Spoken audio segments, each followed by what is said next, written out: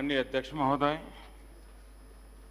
आज मैं आपके बीच देश के लिए बहुत ही महत्वपूर्ण और ऐतिहासिक विषय पर जानकारी देने के लिए विशेष तौर पर उपस्थित हूं। ये विषय करोड़ों देशवासियों की तरह ही मेरे हृदय के भी करीब है और इस पर बात करना मैं अपना बहुत बड़ा सौभाग्य समझता हूं। ये विषय श्री राम जन्मभूमि से जुड़ा हुआ है।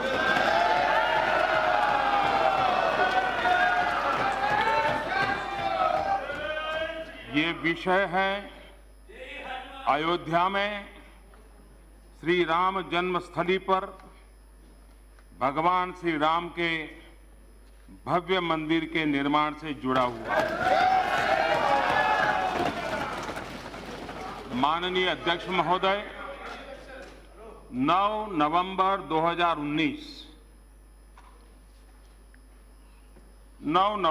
2019 को मैं करतारपुर साहिब कॉरिडोर के लोकार्पण हेतु पंजाब में था। गुरु नानक देव जी का 550वां प्रकाश पर्व था। बहुत ही पवित्र वातावरण था। उसी दिव्य वातावरण में मुझे देश की सर्वोच्च अदालत द्वारा राम जन्मभूमि विषय पर दिए गए ऐतिहासिक फैसले के बारे में पता चला था।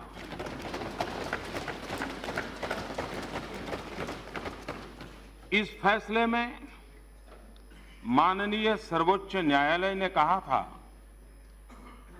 कि श्री राम जन्मभूमि के विवादित स्थल के भीतरी और बाहरी आंगन पर राम लला विराजमान का ही स्वामित्व है। माननीय उच्चतम न्यायालय ने अपने आदेश में ये भी कहा था कि केंद्र और राज्य सरकार आपस में परामर्श करके सुन्नी सेंट्रल वक्फ बोर्ड को 5 एकड़ जमीन आवंटित करें। माननीय अध्यक्ष जी, मुझे आज इस सदन को, पूरे देश को ये बताते हुए बहुत ही खुशी हो रही है कि आज सुबह केंद्रीय मंत्रिमंडल की हुई बैठक में सुप्रीम कोर्ट के आदेशों को ध्यान में रखते हुए इस दिशा में महत्वपूर्ण निर्णय लिए गए हैं। मेरी सरकार ने सुप्रीम कोर्ट के निर्देशानुसार श्री राम जन्मस्थली पर भगवान श्री राम के भव्य मंदिर के निर्माण के लिए और इससे संबंधित अन्य विषयों के लिए एक बृहद योजना तैयार की है। सुप्रीम कोर्ट के आदेशों के अनुसार एक स्वायत्त ट्रस्ट श्री राम जन्मभूमि तीर्थ क्षेत्र, ट्रस्ट का नाम होगा श्री राम जन्मभूमि तीर्थ क्षेत्र, श्री राम जन्मभूमि तीर्थ क्षेत्र का गठन करने का प्रस्ताव पारित किया गया है। ये ट्रस्ट अयोध्या में भगवान श्री राम की जन्मस्थली पर भव्य और दिव्य श्री राम मंदिर के निर्माण और उससे संबंधित विषयों पर निर्णय लेने के लिए पूर्ण रूप से स्वतंत्र होगा। माननीय अध्यक्ष जी, माननीय सर्वोच्च अदालत के आदेश अनुसार गहन विचार विमर्श और संवाद के बाद अयोध्या में 5 एकड़ जमीन सुन्नी वक्फ बोर्ड को आवंटित करने का अनुरोध उत्तर प्रदेश सरकार से किया गया, इस पर राज्य सरकार ने भी अपनी सहमति प्रदान कर दी है। माननीय अध्यक्ष जी, भारत की प्राणवायु में, भारत के आदर्शों में, भारत की मर्यादाओं में भगवान श्री राम की महत्ता और अयोध्या की ऐतिहासिकता से, अयोध्या धाम की पवित्रता से हम सभी भली भांति परिचित हैं। अयोध्या में भगवान श्री राम के भव्य मंदिर के निर्माण, वर्तमान और भविष्य में रामलला के दर्शन करने के लिए आने वाले श्रद्धालुओं की संख्या और उनकी भावनाओं को ध्यान में रखते हुए सरकार द्वारा एक और महत्वपूर्ण निर्णय लिया गया है।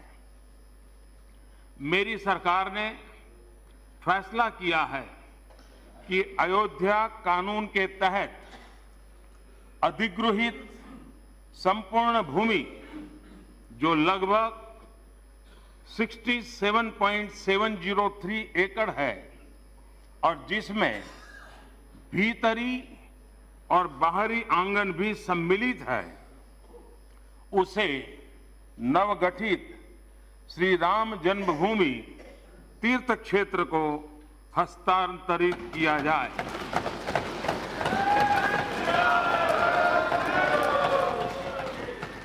माननीय अध्यक्ष महोदय, 9 नवंबर को राम जन्मभूमि पर फैसला आने के बाद सभी देशवासियों ने अपनी लोकतांत्रिक व्यवस्थाओं पर पूर्ण विश्वास जताते हुए बहुत ही परिपक्वता का उदाहरण दिया था।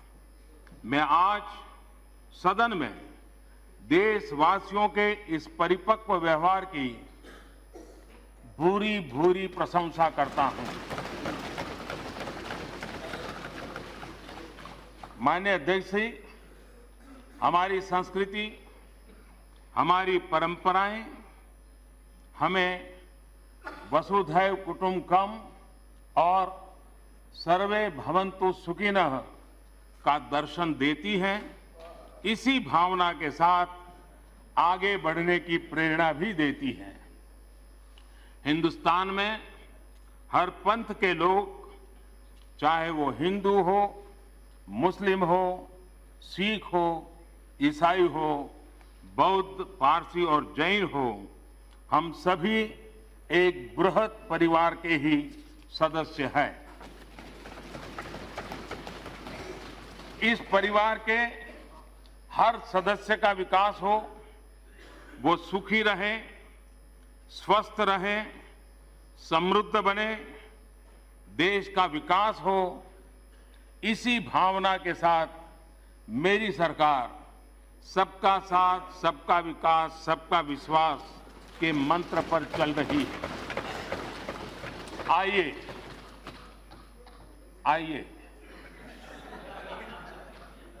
इस ऐतिहासिक क्षण में हम सभी सदस्य मिलकर अयोध्या में श्री राम धाम के जीर्णोद्धार के लिए, भव्य राम मंदिर के निर्माण के लिए एक स्वर में अपना समर्थन दें।